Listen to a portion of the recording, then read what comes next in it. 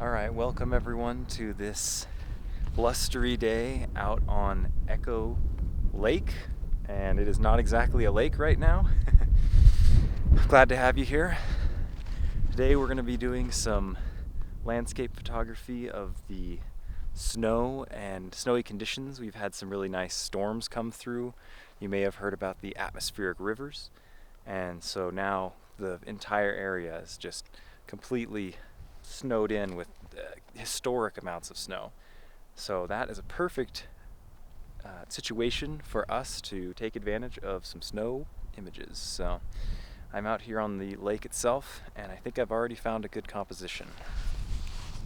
So, wouldn't you know it, the first image's explanation was not recorded correctly due to some weather-related issues. So editing Ryan will jump in here.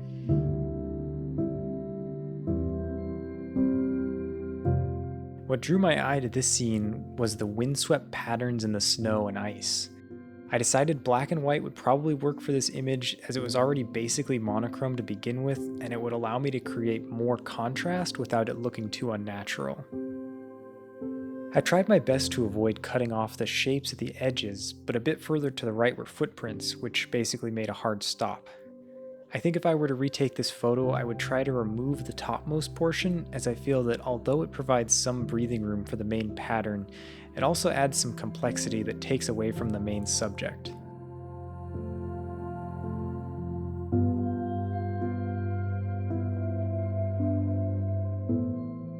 For this image, I wanted to use the wind-blown snow shapes to create a leading line up to the hill in the background.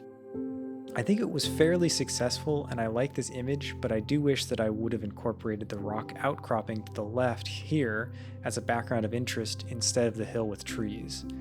I think it would have been a much stronger subject, but getting the snow shapes to line up with this would have taken some serious tinkering with the composition. One of the big challenges when working with snow is if you're not the first person, people will travel through as they're able to do, and it will ruin some compositions. So getting in right after a storm is oftentimes the best call. We're actually about to have a storm later this evening, so I gotta make sure I'm off the snow by then. But what a pretty place.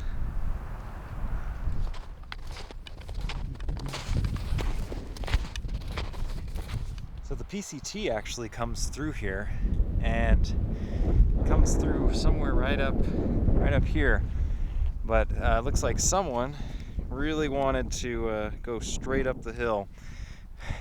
And what that's done is it's actually made a really interesting pattern on the ground. You can see their footsteps are actually raised, and that's because when they walked, they stomped down the snow, the really powdery snow, and then as the wind came up, it blew away all the powder, and all the stuff that was under there, squished down snow, has been left. And so there's actually almost like a reverse set of footprints here, which is really kind of a interesting phenomena that you run into occasionally with this sort of situation.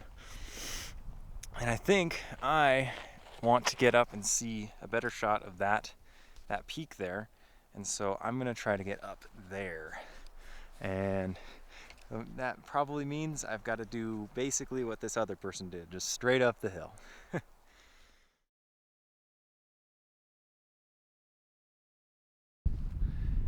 Okay, well, learn from my mistakes. I really wanted to go up to the top of that mountain, but I didn't. I started low, right, in this lowland, and it was nice and kind of gradual increase, right? But as it got higher, you can see how much steeper that is, and it also got icier as I got higher up, and that meant that I couldn't get a good purchase and make sure that I wasn't going to slip. And so you may be able to see it, actually. Zoom in. Right there is my slip mark.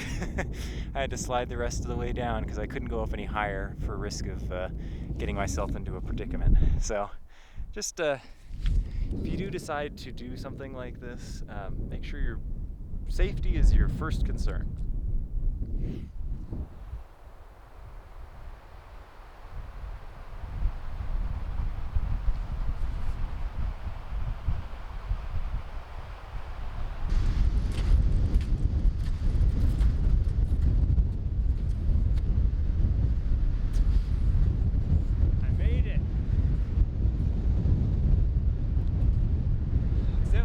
windier up here.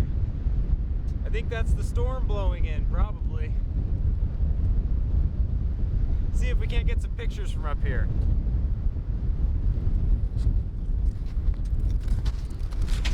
All right, well, we're at the top. Not the tip top, because I am not going up there. Up there is a little bit too adventurous for me while I'm alone. But you can see down into the Tahoe Basin, and we also have views all the way over into the Echo Basin. So I'm excited to kind of shoot back in there, and then I think there might even be a couple of compositions using the Flagstaff Peak, or Flagpole Peak, I think is what it's called. And then I think this is deserving of a nice pano because it's beautiful, especially with the snow. It really brings out the detail of the trees, even though all the way over there, almost all of it is burned.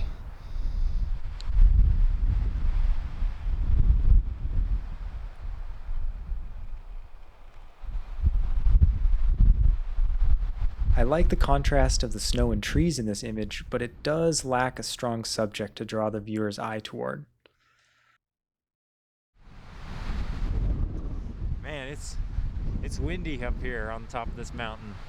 You can actually see, if you watch, there'll actually be the powder being blown up and over the mountain, and it'll be coming down on the other side. This whole right side, the leeward side, is just covered in powder that's been blown out of this basin. Fascinating.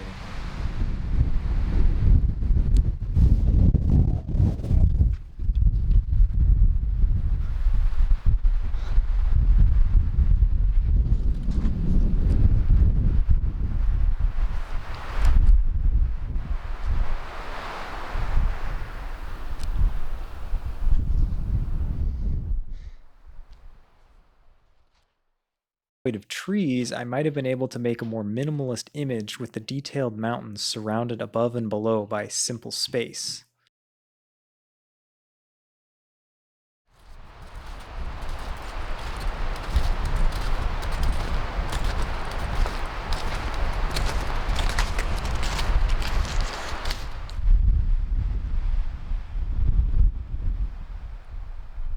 Here's another shot of a peak like some of the others, but I think the contrast between the windblown trees at the top and the trees in the foreground tells a sort of story about this place.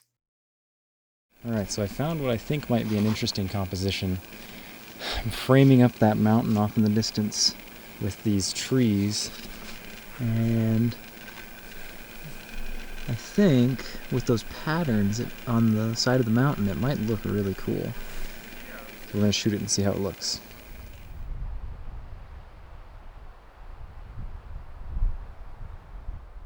I decided to go with a square crop because I wanted to use the trees to frame the mountain while also removing some of their distracting parts near the bottom of the frame. The tree on the right definitely is visually heavier than the tree on the left, which contributes to this composition feeling a little lopsided to me. Alright, so I moved off the road a little bit, and that allowed me to get kind of behind the trees, and now I can have a pretty good foreground. I don't have the framing anymore, but the foreground has a lot more interest. It is unfortunate that the foreground is made up of a bunch of sticks that were burned from the fire. I think it was the Caldor fire a couple years ago, or last year? A couple years ago. And so it's unfortunate, but it also adds to showing the rocks, which I think on this trip has been one of the things I've been lacking, is the contrast of rocks and trees and snow.